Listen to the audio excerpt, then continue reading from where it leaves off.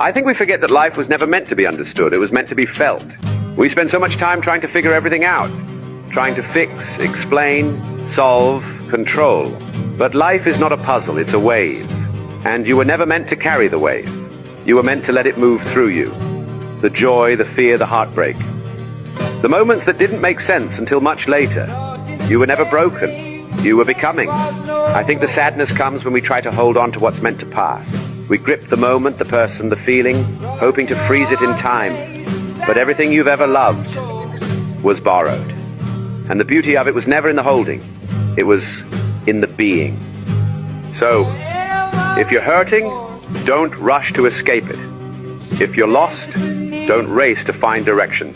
Feel it, all of it. Because this too is part of the dance.